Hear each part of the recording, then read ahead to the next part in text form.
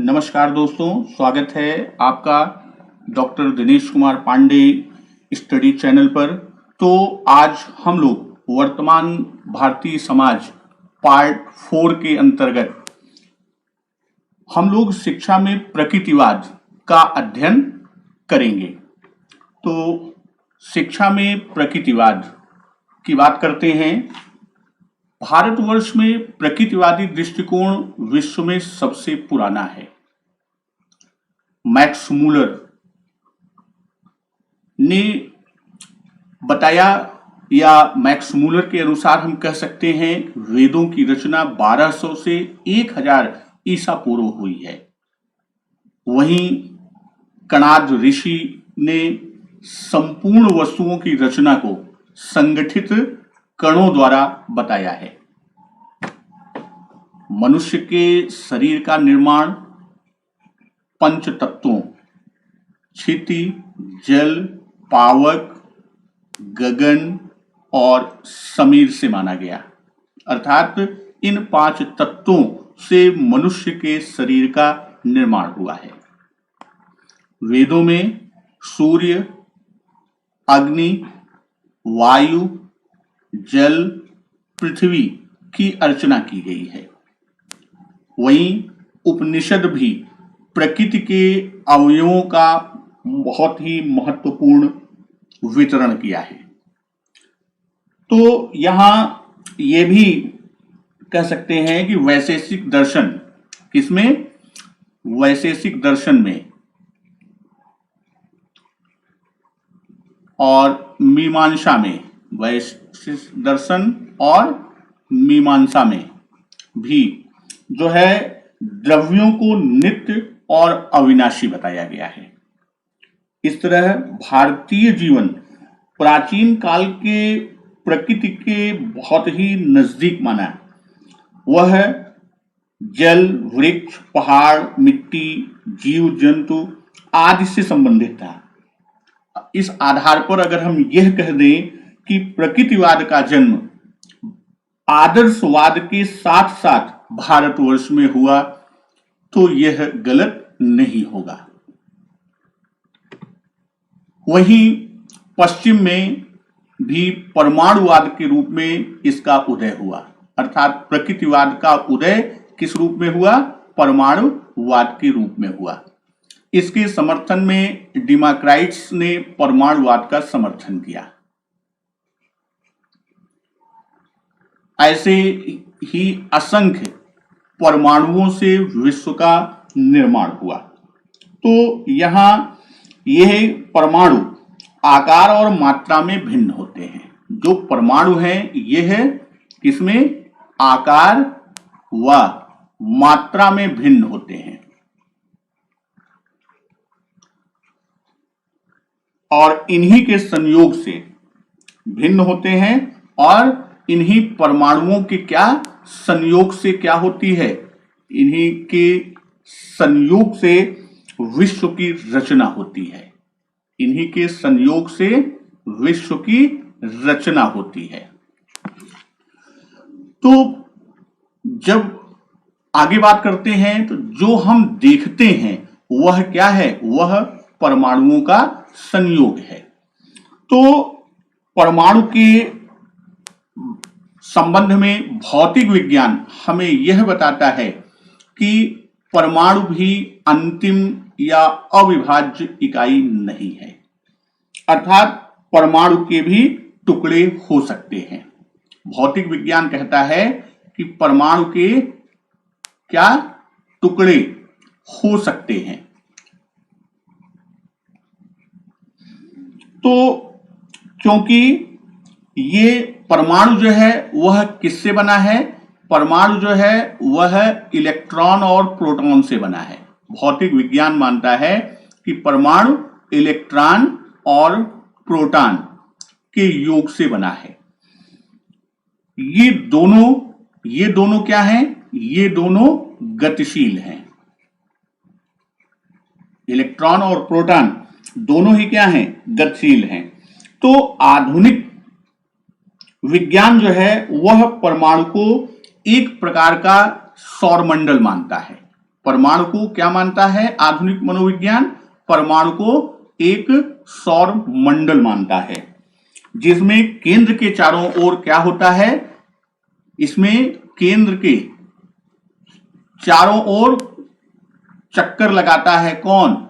इसके चारों ओर इलेक्ट्रॉन चक्कर लगाता है, जो उसके सौर मंडल के सदृश प्रतीत होता है। इस आधार पर जब हम बात करते हैं, तो अगर हम प्रकृतिवाद की बात करें, तो प्रकृतिवाद इन तथ्यों के आधार पर, तो इसका जो दार्शनिक आधार प्रतीत होता है वह 3 रूपों में आता है। पहला, पदार्थ द्वारा ब्रह्मांड का निर्माण। पहला क्या बताता है? पदार्थ द्वारा ब्रह्मांड का निर्माण। दूसरा कहता है कि यहां पर मानवतावादी दृष्टिकोण की बात करता है। दूसरा क्या कहता है? मानवतावादी दृष्टिकोण की बात करता है।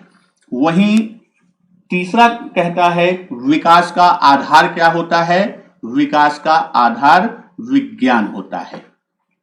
तो इसके आधार पर यह प्रकृतिवाद का दार्शनिक आधार निहित है। अब प्रकृतिवाद की परिभाषा के क्रम में चलते हैं। तो रूसो महोदय के अनुसार समस्त अच्छाइयां प्रकृति में भरी पड़ी हैं। मनुष्य ज्यों-ज्यों इससे दूर हटता जाता है, उसमें बुराइयां आती जाती हैं। अर्थात रूसो महोदय का कथन है कि जो भी अच्छाइयां हैं वह सब किसमें? वह सब प्रकृति में भरी पड़ी हैं। और मनुष्य ज्यों-ज्यों इससे दूर हटता जाता है, अर्थात वह प्रकृति से दूर हटता जाता है, वैसे वैसे उसमें बुराइयां आती जाती हैं। वहीं स्पेंसर, डार्विन और लेमार्क दोनों से, रूसो के बाद जो है वो स्पेंसर ने प्रकृतिवाद को आगे बढ़ाया, और स्पेंसर, डार्विन और लेमार्क दोनों से प्रभावित थे। तो यहां जब हम बात करते हैं कि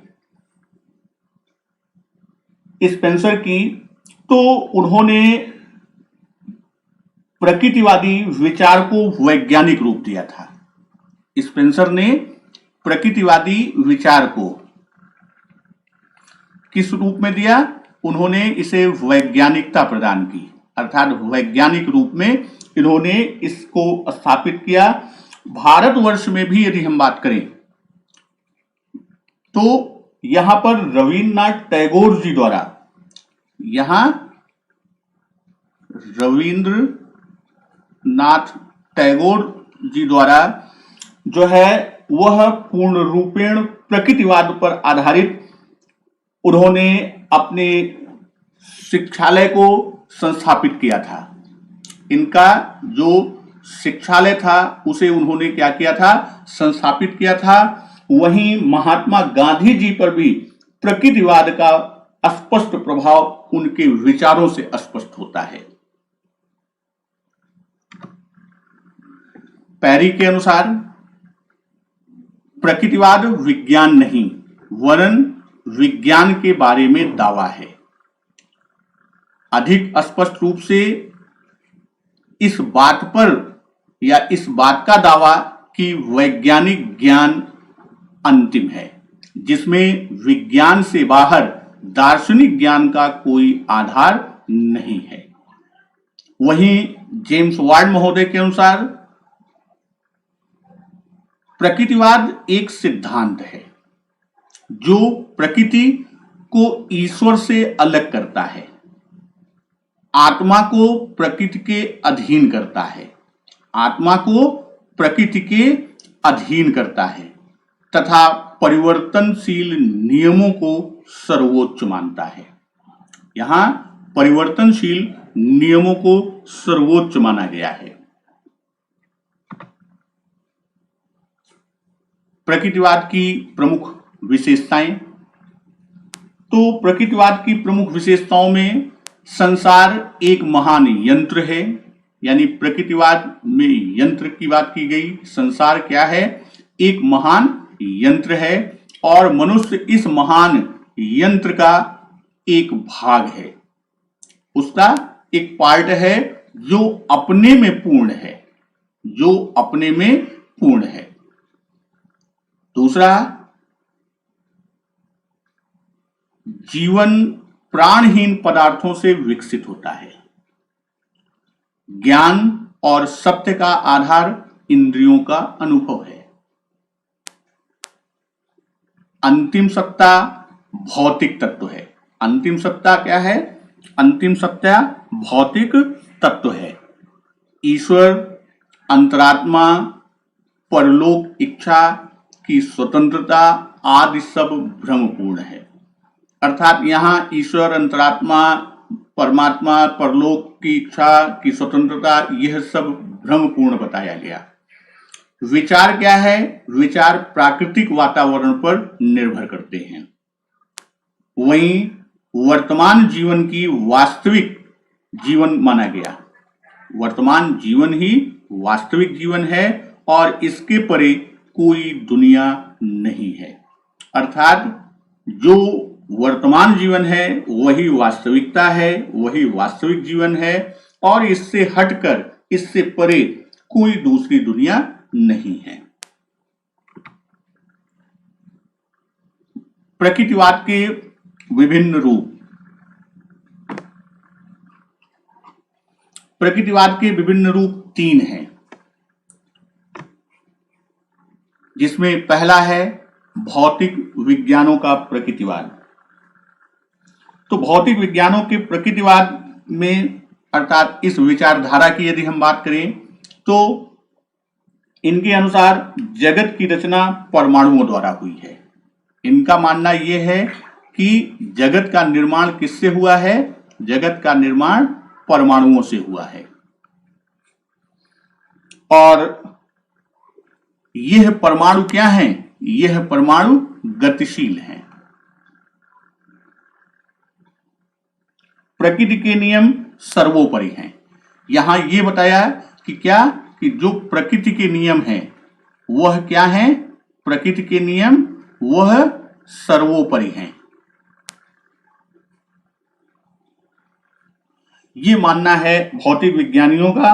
और जो प्रकृति के नियम हैं सर्वोपरि हैं, इन्हीं से क्या होता है? इन्हीं से संसार चलता है।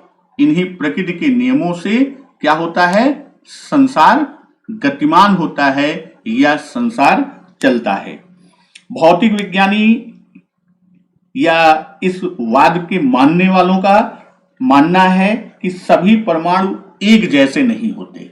इनका यह मानना है कि सभी परमाणु क्या होते हैं? सभी परमाणु एक जैसे नहीं होते।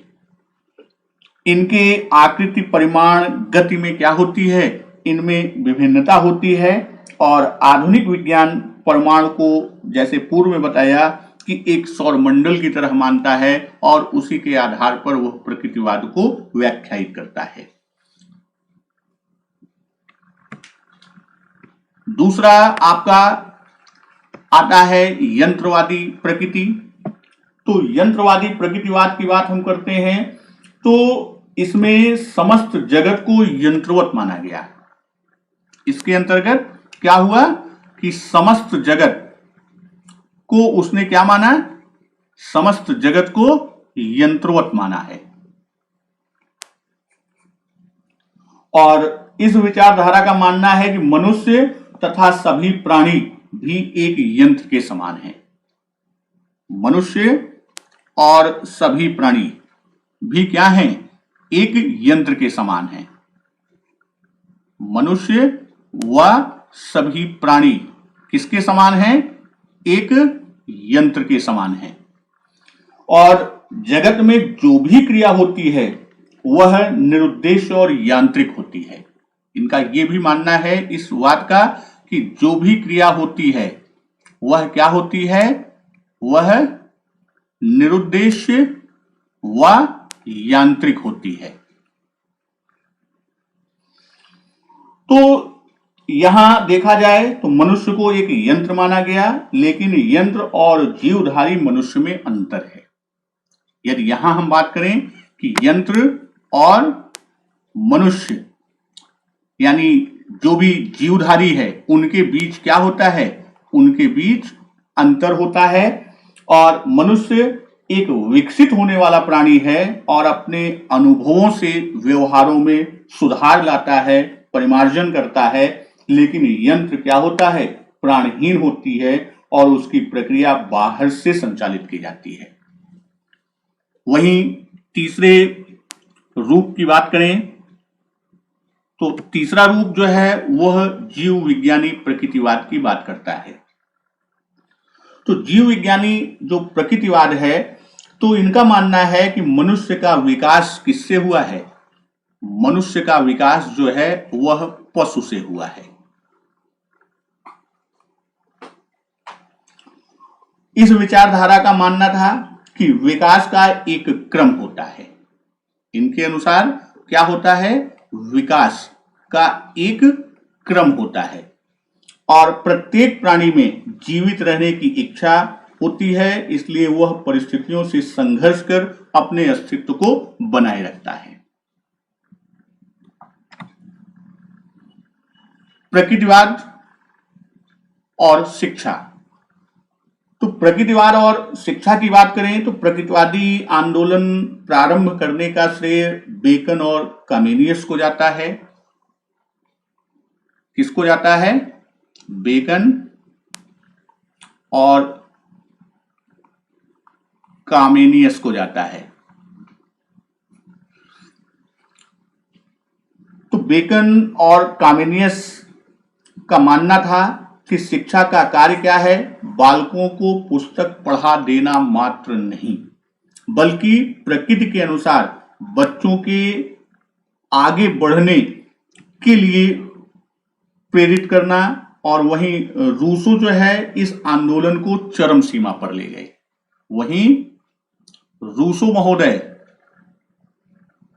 इस आंदोलन को बिल्कुल चरम पर लेकर गए और इसमें बेस्डो, पेस्टालॉजी, हर्बर्ट स्पेंसर, फ्रॉबेल आदि ये प्रकृतिवादी समर्थक थे। तो इसमें जो प्रमुख विशेषताएं हैं वह प्रमुख विशेषताएं, जिसमें पहली विशेषता आपकी है प्रकृति की ओर लौटो। तो प्रकृतिवाद का नारा प्रकृति की ओर लौटो, यह प्रकृतिवाद का नारा था कि प्रकृति की ओर लौटो, बैक टू नेचर। और इसके अंतर्गत प्रकृति, मनुष्य और वस्तुओं में प्रकृति को सर्वोच्च स्थान दिया गया। इसमें तीन चीजों की बात की कि प्रकृति, मानव, प्रकृति, मानव व वस्तु, इन तीनों में प्रकृति को क्या दिया गया, इसे सर्वोच्च स्थान दिया गया। प्रकृति को सर्वोच्च स्थान दिया गया। इनके अनुसार बालक की महान शिक्षिका क्या होती है, प्रकृति होती है।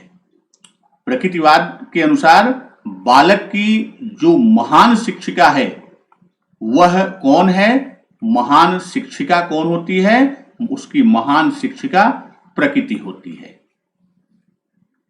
और बालक को उसकी प्रकृति के अनुसार विकसित होने के लिए प्राकृतिक वातावरण प्रस्तुत करना चाहिए। दूसरा बात करते हैं पुस्तकीय ज्ञान का विरोध, जो इसकी प्रमुख विशेषता है। तो प्रकृतिवादियों ने पुस्तकीय ज्ञान का प्रबल विरोध किया। प्रचलित शिक्षा व्यवस्था के अंतर्गत बच्चों को रटाकर जो है वो क्या होता है, बलपूर्वक उनके अंदर भरा जाता है, एक तरह से ठूंसा जाता है। जबकि प्रकृतिवादी दर्शन ने इसका विरोध किया कि बच्चे के स्वाभाविक क्रियाशीलता पर बल दिया। इसमें क्या किया, बच्चे के स्वाभाविक क्रियाशीलता पर बल दिया।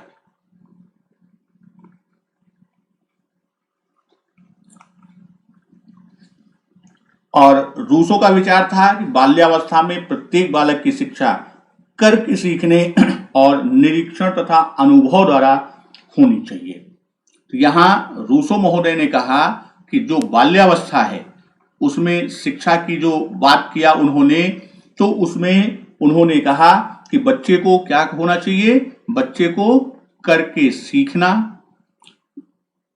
खुद करके लर्निंग बाय डूइंग की बात करता है, निरीक्षण की बात करता है कि वह निरीक्षण के द्वारा शिक्षा प्राप्त करे, सीखे, या अपने अनुभव। तो इन तीन चीजों को रूसो महोदय ने क्या दिया, इन तीनों को प्रमुखता दिया। बालक की प्रधानता की बात किया, तो बालक प्रकृतिवादियों ने शिक्षा को बाल केंद्रित शिक्षा की वकालत की। प्रकृतिवादियों ने किस पर, बाल केंद्रित शिक्षा की वकालत की, अर्थात जिसमें शिक्षा का केंद्र किस पर निर्भर करेगा, वह बालक पर होगा, अर्थात बालक की शिक्षा व्यवस्था इस प्रकार हो कि बालक अपनी प्रकृति या जन्मजात शक्ति, रुचि आदि की अपनी इच्छा के अनुसार विभिन्न कार्यों में भाग लेकर और बिना किसी मार्गदर्शन के विकास कर सके। वहीं अगला आपका निषेधात्मक शिक्षा की बात किया। निषेधात्मक शिक्षा का है कि प्रकृतिवाद की यह एक बहुत ही प्रमुख विशेषता है कि शिक्षा का निषेधात्मक होना। रॉस ने संबंध में लिखा है कि निषेधात्मक शिक्षा का अर्थ निकम्मेपन का समय नहीं, यह गुण की शिक्षा नहीं बल्कि अवगुणों की रक्षा करती है। निषेधात्मक किसका निषेध करता है, यह अवगुणों से रक्षा की बात करता है। अवगुणों से रक्षा अर्थात जो भी अवगुण हैं उसके निषेध की बात करता है कि रक्षा करके उसका निषेध किया जाए, वह बात करता है। अगला है इंद्रियों के प्रशिक्षण पर बल। प्रकृतिवादी शिक्षा की भी यह एक प्रमुख विशेषता है कि बालक की समस्त इंद्रियों को प्रशिक्षित करना। बालक के मस्तिष्क में ज्ञान को बलपूर्वक भरने के बजाय क्या किया जाए, ज्ञान को प्रभावशाली बनाकर इंद्रियों के माध्यम से किया जाए, अर्थात इंद्रियों को प्रशिक्षित कर उनके द्वारा लिए जाने वाले ज्ञान को प्रभावशाली बनाया जाए। वहीं बालक की स्वतंत्रता की बात है। प्रकृतिवादी मानते हैं कि बालक को उसकी प्रकृति और रुचि के अनुसार कार्य करने के लिए पूर्ण स्वतंत्रता होनी चाहिए। प्रकृतिवाद एवं शिक्षा का उद्देश्य, इसमें यंत्रवादी प्रकृतिवाद के अनुसार विभिन्न वाद और दार्शनिकों के अनुसार, तो जो यंत्रवादी प्रकृतिवाद है उसके अनुसार संपूर्ण जगत क्या है, एक प्राणहीन यंत्र है।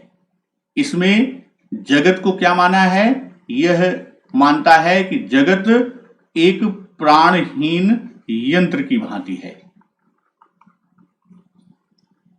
इनकी क्रियाएं स्वतः संचालित होती हैं और शरीर एक यंत्र के समान माना और मानव यंत्र के समान कार्य करे, लेकिन प्रकृतिवाद मानव को सर्वोत्तम मानता है, अतः उसे अधिक श्रेष्ठ बनाने पर बल देता है। प्रकृतिवाद के अनुसार जीव विज्ञान पर आधारित जीव विज्ञानी जो हैं वो प्रकृतिवाद के अनुसार शिक्षा का लक्ष्य सुख मानते हैं। इनके अनुसार क्या है, शिक्षा का लक्ष्य सुख है, किंतु मैकडूगल ने इसे स्वीकार नहीं किया और उन्होंने कहा कि सुख दुख क्रियाओं के मध्य ही आते हैं, अर्थात सुख और दुख यह क्रियाओं के मध्य ही आते हैं।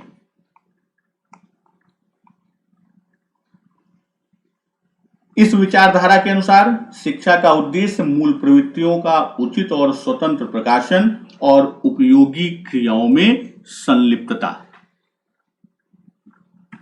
अगला नौ लैमार्क वादियों के अनुसार की बात करते हैं, तो प्राणी अपने आप को, अपनी आदतों को या अपनी शारीरिक ढांचे को अपनी परिस्थिति के अनुकूल बनाने की शक्ति को रखता है। और शिक्षा का उद्देश्य भी इसी क्रम में कि व्यक्ति को अपने वातावरण से अनुकूलन के योग्य बनाना, लैमार्कवादियों के अनुसार। रूसो की बात करते हैं तो रूसो ने शिक्षा का उद्देश्य मनुष्य को प्रकृति के अनुसार बनाने की बात कही। क्यों? क्योंकि प्रकृति हमारे नियंत्रण में नहीं, प्रकृति को नियंत्रित नहीं कर सकते और न ही अपने अधीन बना सकते हैं। मनुष्य को ही प्रकृति के अनुरूप शिक्षा द्वारा ढाले जाने की आवश्यकता होती है। स्पेंसर महोदय का मानना है कि शिक्षा का उद्देश्य बालक की मूल प्रवृत्ति, शिक्षा का उद्देश्य बालक की मूल प्रवृत्ति, जो उसकी बेसिक इंस्टिंक्ट की बात हम करते हैं, और स्वाभाविक आवेग, इसके साथ साथ किसका? स्वाभाविक आवेग का विकास करना है।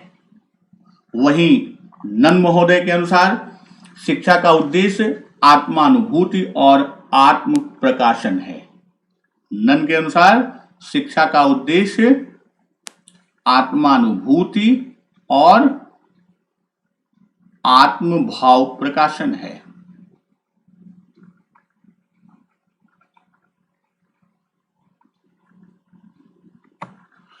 अब बात करते हैं प्रकृतिवाद एवं पाठ्यक्रम का। तो स्पेंसर के अनुसार शिक्षा का उद्देश्य मनुष्य के पूर्ण जीवन व्यतीत करने के लिए तैयार करना है। उन्होंने मानव जीवन की संपूर्ण क्रियाओं को उनके महत्व के आधार पर 5 भागों में विभाजित किया, जिसमें आत्मरक्षा के कार्य, जीविकोपार्जन के कार्य, वंशवृद्धि एवं शिशु रक्षा के कार्य, सामाजिक और राजनीतिक कार्य, अवकाश के समय का सदुपयोग। तो स्पेंसर ने पाठ्य विषयों को भी निर्धारित किया, जैसे आत्मरक्षा के लिए स्वास्थ्य विज्ञान, जीविकोपार्जन के लिए भाषा। उन्होंने आत्मरक्षा के लिए क्या कहा? आत्मरक्षा के लिए स्वास्थ्य विज्ञान, वहीं जीविकोपार्जन के लिए भाषा की बात की, भाषा विषय की बात की, गणित और पदार्थ विज्ञान, गणित और पदार्थ विज्ञान की बात की। वंशवृद्धि और रक्षा के लिए उन्होंने शरीर विज्ञान और गृह विज्ञान की बात की, शरीर विज्ञान एवं गृह विज्ञान की बात की। और सामाजिक तथा राजनैतिक कार्यों के लिए इतिहास, राजनीति शास्त्र, समाजशास्त्र, अर्थशास्त्र और अवकाश के समय उपयोग के लिए साहित्य, संगीत और कला संबंधी विषयों की बात की। प्रकृतिवाद एवं शिक्षण की विधियां, तो इसमें पहला है स्वानुभव द्वारा सीखने की बात कही गई। तो स्वानुभव का आशय यह है अपने विद्यार्थी को शाब्दिक पाठ न पढ़ाएं, बल्कि उसे वास्तविक अनुभव के साथ पढ़ने की बात कही गई। वहीं करके सीखने की बात कही गई। तो इसमें सीखने को करके यानी स्वयं क्रियाओं को संपादित करके सीखने को सबसे उत्तम माना गया तथा पुस्तकीय ज्ञान का विरोध किया गया। यहाँ पर पुस्तकीय ज्ञान का क्या किया गया? उसका विरोध किया गया। इनके अनुसार पुस्तकों द्वारा जो ज्ञान दिया जाता है वह कृत्रिम होता है। और इस संबंध में एडम्स महोदय ने रॉस के विचार को, रॉस महोदय लिखते हैं कि प्रकृतिवाद ऐसा पद है जो शिक्षा सिद्धांत में प्रशिक्षण प्रणालियों के लिए यूं ही प्रयुक्त कर लिया जाता है, और प्रशिक्षण प्रणाली, विद्यालय, पुस्तक, यह निर्भर रहने की अपेक्षा छात्र के वास्तविक जीवन की क्रियात्मकता पर आश्रित होना चाहिए। फिर आपका आता है प्रकृति द्वारा शिक्षा। तो प्रकृति की ओर लौटो और प्रकृति का अनुसरण करो, यह नारा दिया। यह एक रूसो का था जिसको उन्होंने अपने एमील के अंतर्गत लिखा और जिसका अनुवाद विलियम पेने महोदय ने किया था। शब्द की बात हम करते हैं कि रूसो का जो कथन है कि प्रकृति का अनुसरण करो, वह यह बताता है कि अनुसंधान की क्रिया को करो और यथासंभव सीखने में उसका उपयोग करो। खेल द्वारा सीखना, बच्चों को खेल के माध्यम से यानी खेलने के लिए स्वतंत्रता का भाव होना चाहिए, उनके रुचि के अनुसार खेल खेला जाना चाहिए, मन को आनंदित करने वाला होना चाहिए और खेल द्वारा किसी चीज को सीखा जाए तो उसमें औपचारिकताएं ना हो।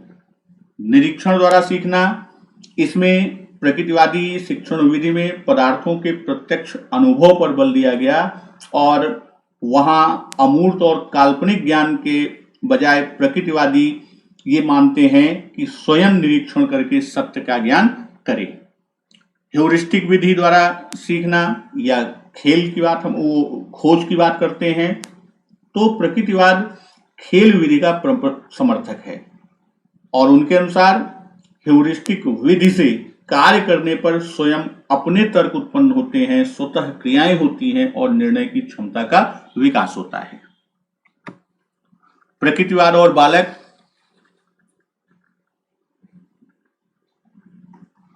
इसमें प्रकृतिवादी शिक्षा बाल केंद्रित होती है। इस विचारधारा के अनुसार बालक ही शिक्षा का केंद्र होता है और बालक शिक्षित होने के लिए पैदा नहीं होता बल्कि उसके सर्वांगीण विकास के लिए शिक्षा व्यवस्था का निर्माण होता है। वहीं प्रकृतिवाद और विद्यालय की बात करते हैं तो प्रकृतिवादी विद्यालय की आवश्यकता का अनुभव नहीं करते, अर्थात उनके अनुसार विद्यालय आवश्यक नहीं है। क्यों? उनके अनुसार प्रकृति की गोद में ही विद्यालय है और प्रकृति ही क्या है? प्रकृति ही शिक्षिका है। प्रगतिवाद और शिक्षक की, प्रगतिवादी शिक्षक को किस रूप में मानते हैं तो प्रकृतिवाद दर्शन में बाल केंद्रित शिक्षा की बात की गई है। शिक्षक का स्थान क्या होता है? शिक्षक का स्थान गौण होता है। प्रकृतिवादियों का मानना है कि प्रकृति ही बालक की सबसे बड़ी शिक्षिका है और उनके अनुसार शिक्षक को क्यों गौण स्थान दिया गया कि शिक्षक भी दूषित समाज का एक अंग है, अतः उससे बालक में सुधार की आशा नहीं करनी चाहिए। रॉस महोदय इस बारे में विचार व्यक्त करते हैं कि यदि शिक्षक का कोई स्थान है तो वह पर्दे के पीछे है, अर्थात यहां शिक्षक की भूमिका को गौण माना गया और प्रकृति के द्वारा बच्चों को शिक्षा लेने की बात कही गई। तो दोस्तों, प्रगतिवाद और इसके क्रम में आज इतना ही। फिर मिलते हैं नेक्स्ट सब्जेक्ट, नेक्स्ट टॉपिक के साथ। धन्यवाद।